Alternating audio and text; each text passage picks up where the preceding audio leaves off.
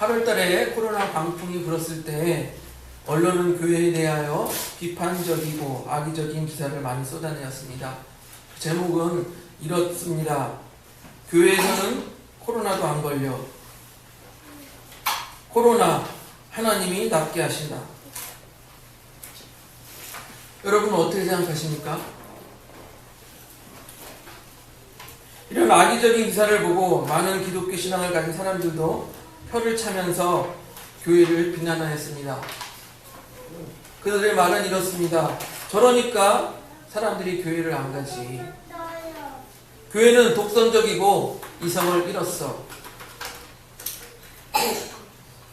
여러분, 그런데 생각을 잘 해보시기 바랍니다. 우리는 예수님을 신으로 믿는 사람들이에요. 하나님을 믿는 사람들이에요. 바로 2주 전에 제가 38년 된 병자를 고치시는 예수님에 대해서 말씀을 드렸습니다. 그리고 성경에서는 예수님이 눈먼 사람을 고치시고 또 안전병인을 고치시고 또 손 마른 사람을 고치시는 것이 나옵니다. 이 모든 고치시는 행위들 안 믿으십니까?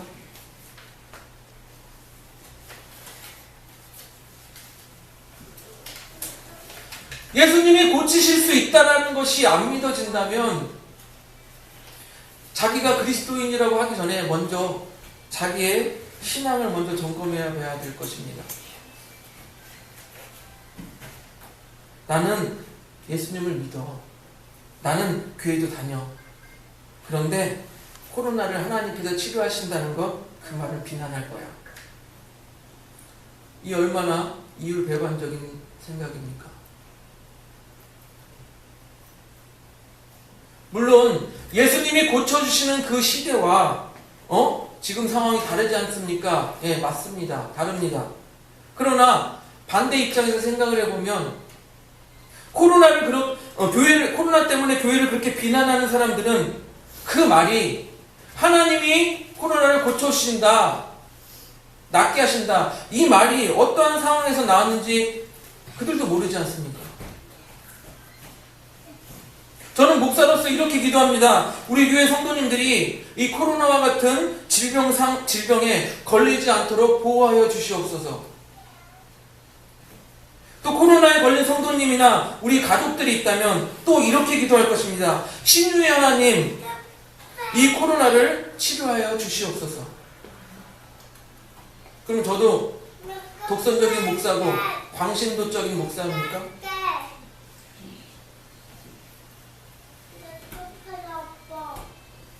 저는 우리 기독교인들이 어떤 질병이든지 하나님께서 치료하시지 못할 질병이 없다고 믿는다면, 모든 것을 고쳐주실 수 있다고 믿는다면 최소한 교회를 비난하지는 말아야 되지 않는가 생각해 봅니다.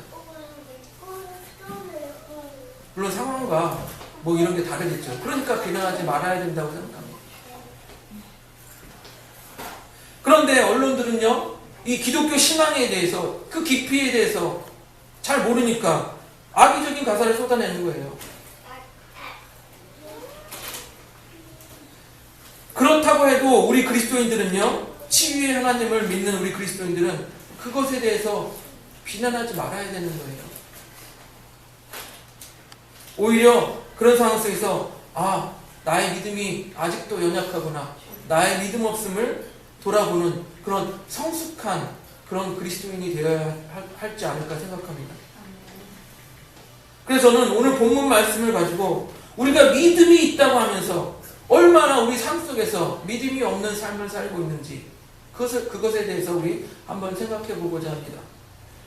오늘 본문은요, 오병이어의 기적을 기록한 말씀입니다. 여러분, 오병이어는요, 보리떡 5개와 물고기 2마리를 가지고 5,000명을 먹이는 기적적인 사건이에요. 보리떡 5개와 물고기 2마리로 5,000명을 먹였다. 아니, 장정만 5,000명이라고 해요. 남자 성인만 5,000명. 그러면 그에 딸린 식구들 최소 아내하고 자녀 1명 해서 15,000명 정도를 먹인 거와도 같은 거예요. 4인 가족이면 15,000명 내지 2만 명을 먹였던 사건인 거죠. 그리고서 12바구니가 남았다고 합니다.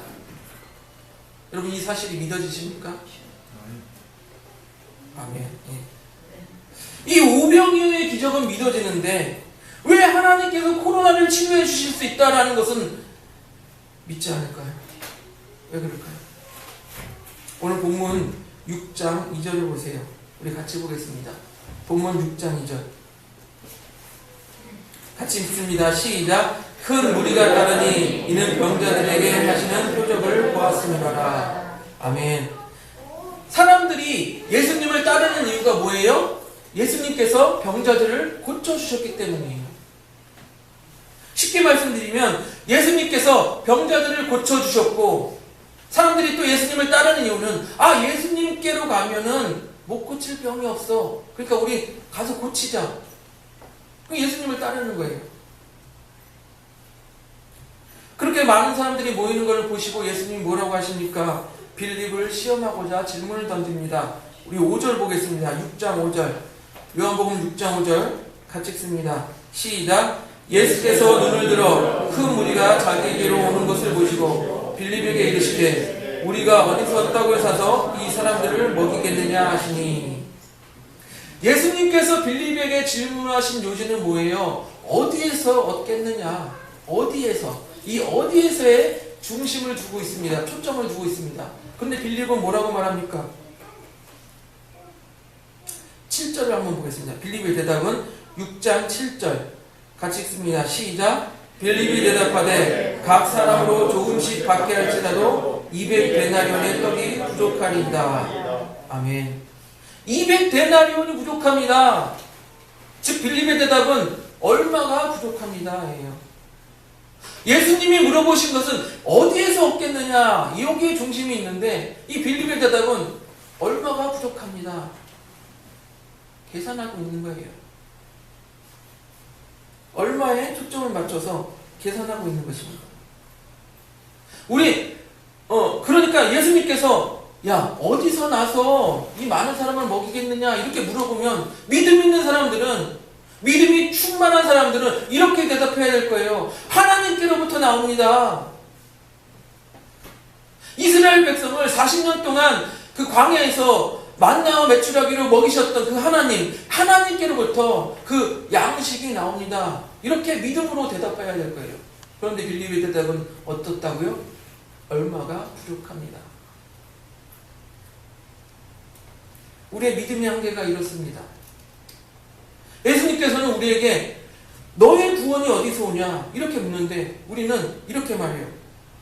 예수님, 내가 생활하려면 얼마가 부족하고요?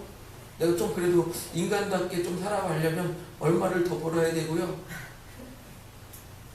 여기에 머물러 있는 거예요. 그러면서 어떻게 믿음이 있다라고 자신있게 말할 수 있겠습니까? 즉 우리의 믿음은요, 우리의 믿음은 계산에 있는 것이 아니에요. 제가 신학교를 다니면서요, 전도사를 했어요. 물론 큰 교회에 가서 어느 정도 사례비를 많이 받을 수도 있지만 이상하게 작은 교회에서 사역하게 되었어요. 사모님은 어린이집 교사로 그때 당시 처우가 안 좋았죠. 지금만큼 좋지 않았죠. 그래서 한 120 정도 받고 저는 작은 교회에서 사례비를 40만 원 정도 받았어요. 그러면 한 160 정도로 세 가족이 생활을 하고 신학교를 다니고 등록금을 내고 매달 빠듯하고 부족하고 그게 현실이었습니다. 그런데 새벽 기도를 여기 지금 이 검호동에서 저 중앙동 성경아파트 거기까지, 예술인 아파트 성경아파트 거기까지 가야 되는 거예요. 당연히 차를 타고 새벽 기도를 가야 되죠. 목사님께서는 머니까 나오지 않아도 된다 했지만 저는 그래도 기도가 중요하니까 기도를 갔어요.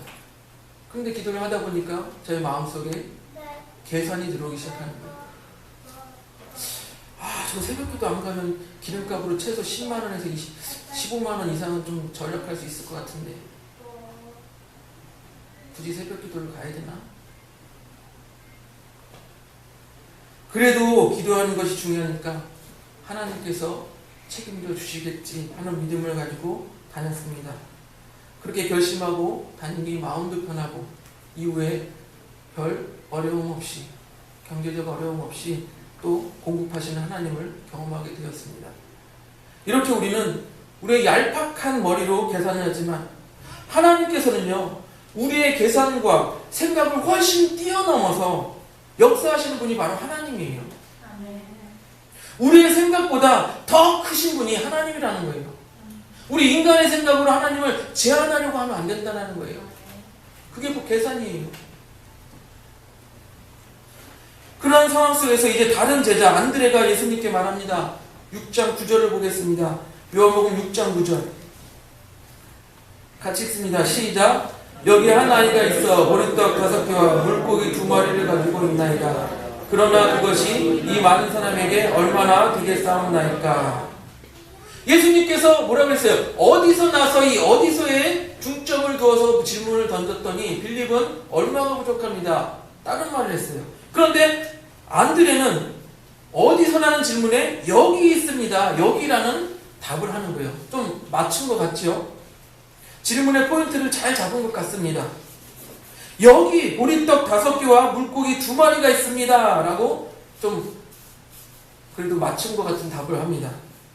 그러나 안드레도 믿음 없음을 결국에는 드러냅니다. 뭐라고 말합니까? 그러나 그것이 이 많은 사람에게 얼마나 되겠습니까? 예수님 여기 보리떡 5개와 물고기 2마리가 있습니다. 그러나 이거 누구 코에 붙입니까?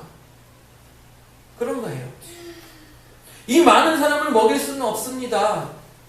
역시 인간적인 계산이 그 마음속에 아직 가득하다는 겁니다. 안드레는요 예수님 여기 보리떡 5개와 물고기 2마리 작은 희생은 있습니다. 그러나 이 작은 희생이 도대체 무엇을 이룰 수 있습니까? 그렇게 질문하는 것이에요. 이것도 역시 우리의 믿음 없음을 잘 드러내고 있는 말입니다. 예수님께서는요 마태복음 13장 33절에 한번 넘겨줘 보세요. 우리 같이 읽습니다. 마태복음 13장 33절 같이 읽습니다. 시작. 또 비유로 말씀하시되 천국은 마치 여자가 가루 서말 속에 갖다 넣어 전부 부풀게 한 누룩과 같으니라. 아멘. 여러분 천국은요 작은 누룩이 우리 거의 뭐 보일랑말랑한 작은 누룩이 이 가루 서말을 모두 부풀게 하는 것과 같다라고 말씀하세요. 무엇입니까? 우리가 교회를 향한 작은 희생, 섬김, 하나님 나라를 향한 작은 희생, 섬김, 아무리 작아 보일지라도 누룩과 같이 작아 보일지라도 하나님의 크신 역사를 이룰 수 있다는 거예요. 우리는 생각합니다. 내가 교회에 그래도 큰 돈 좀 헌금 좀 하고 그래야 되는데 가정 형편이 이래서 내가 교회에 큰 도움을 줘야 되는데 도움 줄 것도 없고 할 수 있는 것도 없네. 걱정하지 마세요. 아무리 작은 것이라도 작은 누룩과 같은 것이라도 하나님 나라를 확장시키는 일에 하나님께서 쓰신다라는 거예요. 여러분 어찌 보면 이 보리떡 5개와 물고기 2마리는 정말 작은 것일 수 있어요. 우리 빌립과 같이 계산을 해보면 이렇습니다. 빌립이 계산을 했어요. 예수님 계산해보니까 5,000명을 먹이는데 200데나리온이 부족합니다. 200데나리온이 부족하다고 했어요.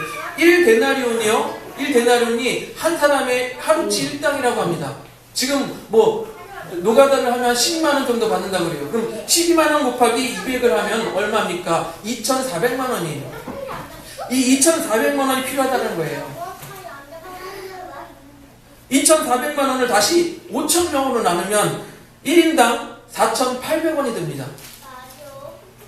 그러니까 보리떡 5개와 물고기 2마리의 값어치가 뭐라고요? 4,800원. 아주 작은 가치죠. 요즘 점심만 먹어도 6,000원, 7,000원인데 뭐 많은 나가는데 8,000원, 9,000원까지 하죠.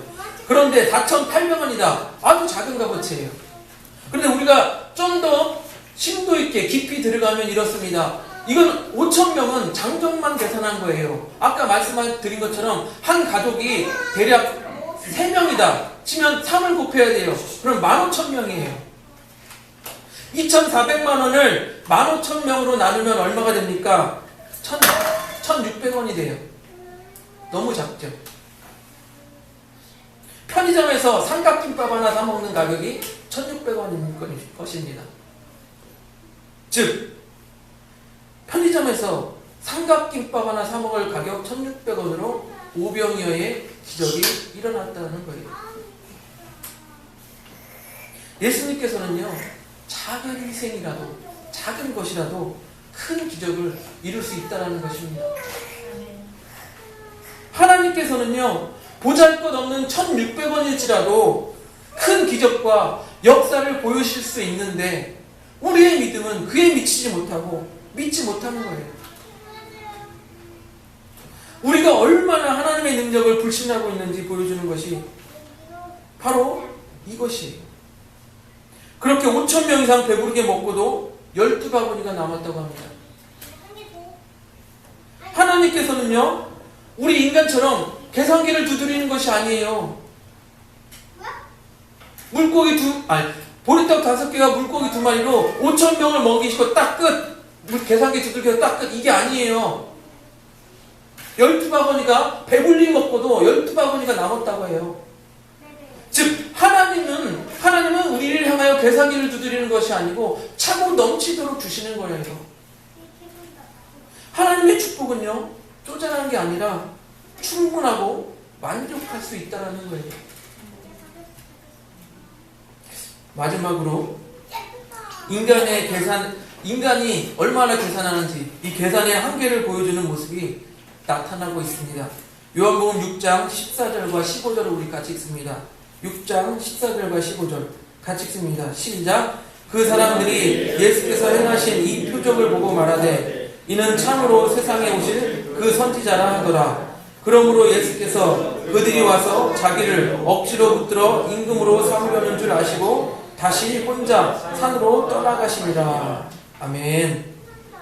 이 말씀만 보면은 예수님께서 병자들을 치료하시고 큰 무리들이 예수님을 따라서 예수님 선지자입니다. 우리 왕이 되어 주십시오. 이렇게 좀 뭔가 아름다운 그림이 그려지는 것 같아요. 그러나 실상은 그렇지 않습니다. 요한복음 6장 26절을 보세요. 좀만 더 뒤로 가면 6장 26절이 나옵니다. 6장 26절 찾으셨습니까? 예. 6장 26절 우리 같이 읽습니다. 시작. 예수께서 대답하여 이르시되 내가 진실로 진실로 너희에게 이르노니 너희가 나를 찾는 것은 표적을 보는 까닭이 아니요 떡을 먹고 배부른 까닭이로다. 뭐라고요? 떡을 먹고 배부르기 때문에 나를 찾았다라고 말하고 있는 거예요. 즉 무엇입니까? 많은 무리가 예수님을 왕으로 세우려고 하는 이유는 이런 생각이 있는 거예요. 예수님을 왕으로 세우면 배는 굶지 않겠구나. 먹을 것은 걱정이 없겠구나. 이 생각이 마음에 깔려 있는 거예요. 그 계산이 들어있는 거예요. 무슨 말입니까? 이 사람들은요, 예수님을 그저 우리의 배고픔이나 채워주는 작은 존재로 그렇게 깎아내리고 있는 거예요. 예수님은 어떤 분이십니까? 온 인류를 구원하시려고 이 땅에 오셔서 그 위대한 사역을 이루시는 것이 바로 예수님인데, 만왕의 왕인 게 예수님인데 그저 자기들의 먹을거리, 배고픔이나 채워주는 그러한 존재로 축소시키고 낮아지게 만든 것이 바로 이 사람들이에요. 이 사람들의 계산인 거예요.